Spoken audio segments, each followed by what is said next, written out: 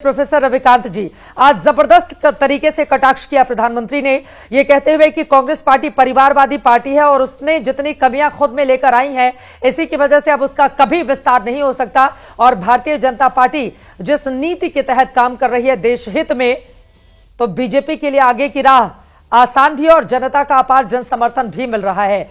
नितिन नवीन, एक नवीन युग की शुरुआत हो गई है भारतीय जनता पार्टी में, इस पर टिप्पणी आपकी।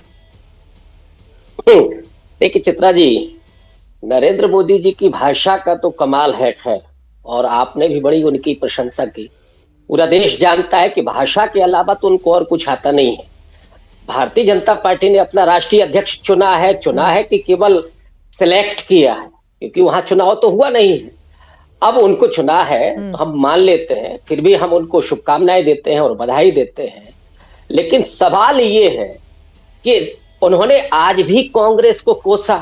माने आपका कोई इवेंट बगैर कांग्रेस के, बगैर नेहरू जी के, बगैर गांधी जी को बात किए आपका कोई इवेंट पूरा नहीं होता। ये दिखाता है कि कांग्रेस आपको कितना परेशान कर रही है। और बात कर रहे हैं कि साहब युवा है, नवीन जी बिल्कुल युवा है। अंकिता भंडारी युवा नहीं थी क्या? जो ऊना में 8 दलितों को पीट करके मार दिया गया था, वो युवा नहीं थे क्या? जो अभी सड़क पर रोजगार मांगने के लिए लाठियां खा रहे हैं, वो युवा नहीं है क्या? केवल नितिन नवीन युवा है? आप किसकी आंखों में धूल झोंक रहे हैं? इस देश में करोड़ों युवा हैं जो अपनी शिक्षा के लिए, सरकारी नौकरियों के लिए, प्राइवेट नौकरियों के लिए जद्दोजहद कर रहे हैं। लेकिन आप शिगुफा क्या छोड़ रहे हैं कि साहब हम 1 लाख नौजवानों को राजनीति में लेकर के आएंगे। जरूरी है, नौजवानों की राजनीति जरूरी है, लेकिन इस देश के नौजवान जो सरकारी नौकरियां करना चाहते हैं, जो दलित हैं, आदिवासी हैं, पिछड़े हैं, उनका तो आपने रिजर्वेशन खत्म कर दिया। वो नौजवान नहीं है। दरअसल आपको उन नौजवानों को गुलाम बनाना है, और जो आपके परिवार के हैं, कहाँ का रिजर्वेशन खत्म हुआ है प्रोफेसर रविकांत जी? कहाँ का रिजर्वेशन खत्म कर दिया? हाथों में सौंप देना है, सारा इस देश की संपदा सौंप देनी है। और आपका परिवार कहाँ भर रहा है? अंबानी और अडानी की तिजोरियां भर रहा है, और इस देश में आसमान तक की खाई रिजर्वेशन खत्म करना एक बहुत गंभीर मुद्दा है। प्रोफेसर रविकांत, कांग्रेस के आप प्रवक्ता हैं, आप आरोप लगा रहे हैं, कहां का रिजर्वेशन भारतीय जनता पार्टी ने खत्म किया है? नहीं, कितनी नौकरियां बची हैं, कितनी नौकरियां निकल रही हैं जहां पर रिजर्वेशन फॉलो हो रहा है? बता दीजिए हमें। सारा तो जो रिजर्वेशन वाले कितनी नौकरियां निकली हैं? सारी बेच दी ना।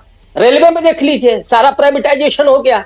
कहां बचा है? जब नौकरियां ही आप नहीं देंगे तो वहां आरक्षण बचेगा कहां से? आप पहले तो प्राइवेटाइजेशन होना और दलितों का हक छीनकर आरक्षण खत्म करना, ये दो अलग अलग विषय हैं प्रोफेसर रविकांत जी।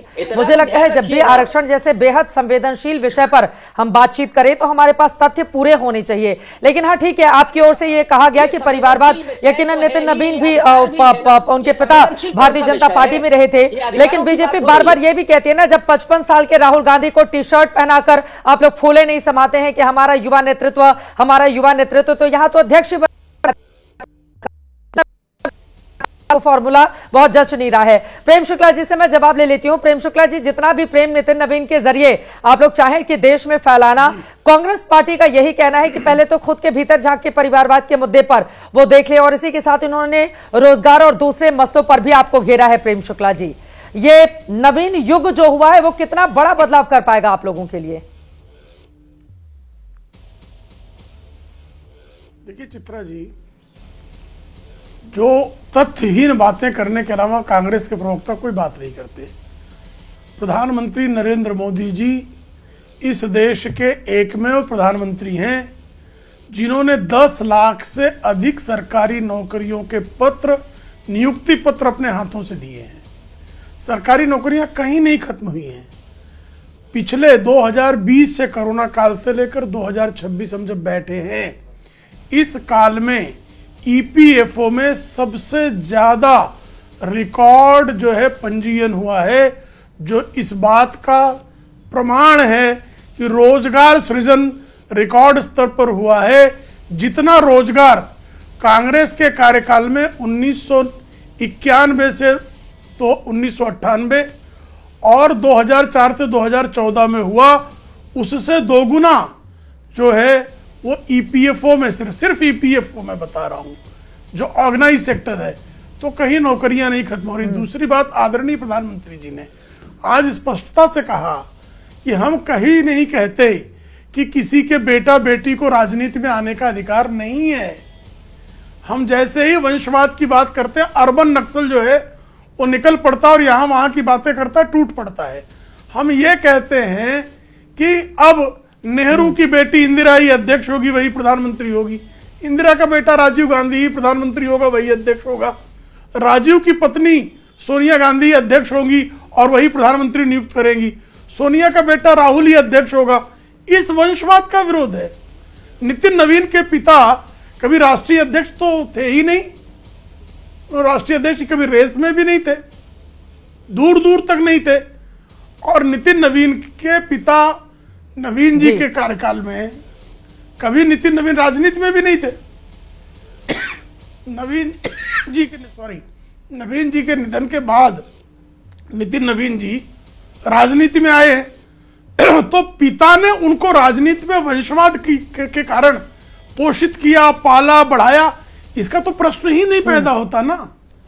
वो 5 बार जब विधायक निर्वाचित हो गए, ठीक है, जब विविध चरणों में वो सिक्किम के प्रभारी रहे, भारतीय जनता युवा मोर्चा के महामंत्री रहे, छत्तीसगढ़ के प्रभारी रहे, जो संगठन के विविध आयामों में सक्रिय भूमिका अदा करने के बाद उनका चयन जो है भारतीय जनता पार्टी के पार्लियामेंट्री बोर्ड ने किया। और कह रहे लोकतंत्र नहीं है। 37 प्रस्ताव 36 हमारी इकाइयों में, सारी की सारी इकाइयों ने, और केंद्रीय इकाई की तरफ से 37 प्रस्ताव जिनके नाम पर आया, और एक भी व्यक्ति जो है उनके विरोध में विरोध करने खड़ा नहीं हुआ। इससे अधिक लोकतांत्रिक और सर्वसमावेशी चुनाव की खुली प्रक्रिया क्या होती है? आशीर्वाद मिल जाएगा, कौन जाएगा विरोध करने के लिए? निर्वाचक मंडल का नाम कौन है जो नरेंद्र मोदी का मौजूदा वक्त में विरोध कर दे? प्रेम शुक्ला जी, ये तो अंडरस्टूड है ना। राहुल गांधी का विरोध जब मोदी नरेंद्र मोदी किसी को कहें ये मेरे बॉस हैं, तो आपको लग रहा है कि उसके बाद कुछ बाकी रह जाता है बताना? उसके बाद कुछ भी बाकी नहीं रह जाता है। प्रेम शुक्ला जी, चित्रा जी बहुत अच्छा प्रश्न, चित्रा जी बहुत अच्छा प्रश्न है। श्रीमती सोनिया गांधी के खिलाफ जितेंद्र प्रसाद चुनाव लड़े थे और कैसे उनके साथ बदतमीजी की गई थी कांग्रेस कार्यालय में। सीताराम केसरी की धोती कैसे खींचकर उनको जो है टॉयलेट में बंद कर दिया गया था। एक पिछड़े समाज के सीताराम केसरी का जो अपमान किया कांग्रेस ने, किसको याद नहीं है? जितेंद्र प्रसाद के साथ क्या क्या किया गया किसको याद नहीं है? एक शहजाद पूनावाला ने फॉर्म भर दिया था, उसको पार्टी से निष्कासित कर दिया गया था पिछली बारी राहुल गांधी के विरोध में। भारतीय जनता पार्टी और आदरणीय नरेंद्र मोदी जी कह रहे हैं कि हमारा राष्ट्रीय अध्यक्ष हमारे लिए बॉस है। वो जो निर्देश मुझे देगा, जो मार्गदर्शन मुझे देगा, एक कार्यकर्ता के रूप में मैं उसे स्वीकार करूंगा। यह जो है संगठन वो तो आज हमने मंच पर भी देखा कि किस तरह से प्रधानमंत्री नरेंद्र मोदी लगातार अपने नए वैले अध्यक्ष से बातचीत करते रहे। प्रोफेसर रविकांत जी, आप जवाब देंगे कांग्रेस के ऊपर जो आरोप प्रेम शुक्ला जी की ओर से लगाए गए हैं, और उसके बाद मैं बिहार के अपने मेहमानों के पास जाऊंगी। उसके पहले प्रोफेसर रविकांत जी आ रही हूँ, प्रियंका भारती जी आ रही हूँ, बोलिए रविकांत जी। देखिए चित्रा जी, वो केवल गांधी परिवार को घेरना, जबकि आजादी के बाद हमारे 19 राष्ट्रीय अध्यक्ष हुए हैं, जिसमें से 14 गांधी परिवार से बाहर के हैं। लेकिन प्रेम शुक्ला को तो मोदियाबंद छाया हुआ है, उनको दिखेगा नहीं। और रही बात उनकी कि सीताराम केसरी जी के साथ क्या हुआ, आप नहीं बताया कि बंगारू लक्ष्मण के साथ आपने क्या किया? वो दलित एक आपने अध्यक्ष बनाया, उनके साथ आपने क्या किया?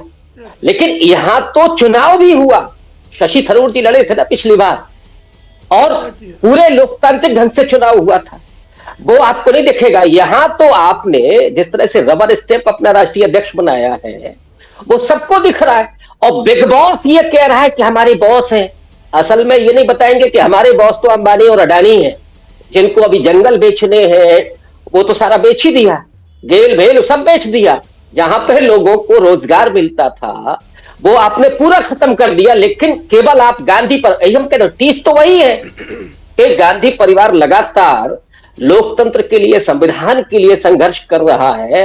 तो इसलिए आपको तकलीफ है, आप चाहते हैं कि नहीं यहाँ अधिनायक पहले अपने लिए रविकांत जी संघर्ष कर लीजिए। आप संविधान के लिए संघर्ष बाद में कर लीजिएगा रविकांत जी। अभी आपको संघर्ष करना है पश्चिम बंगाल में, जहां पर आपकी 0 सीटें हैं। अभी आपको अपने लिए स्ट्रगल करना है तमिलनाडु में, जहां पर डीएमके के पीछे आपचलग्गू पार्टी है। अभी आपको स्ट्रगल करना है केरला में, जहां पर बीजेपी ने अपने 100 पार्षद खड़े कर लिए, जिसका जिक्र आज प्रधानमंत्री नरेंद्र मोदी ने किया। आपको असम में संघर्ष करना है, जहां पर बीजेपी की सरकार है, दोबारा सरकार बनाने के लिए वो प्रतिबद्धता अपनी जता रही है। तो इन राज्यों में पहले खुद के लिए संघर्ष कर लीजिए, क्योंकि जब भी हम आरोप लगाते हैं, यकीनन आपकी बात सही है, कुछ मुद्दों पर आपकी बात सही हो सकती है, लेकिन अभी देश की जनता अलग अलग राज्यों में लगातार बीजेपी पर भरोसा जता रही है। आप लोग SIR को, वोट चोरी को, इसको उसको मुद्दा बनाते रहिए, हम लोग ग्राउंड पर जाकर रिपोर्टिंग करते हैं। आप देखिए कि वहां पर नरेंद्र मोदी जितनी लोकप्रियता किस नेता की है, कोई आसपास भी नहीं टिकता। लेकिन आपका यह कहना है कि हाँ, भारतीय जनता पार्टी जो आरोप लगा रही है वो गलत है।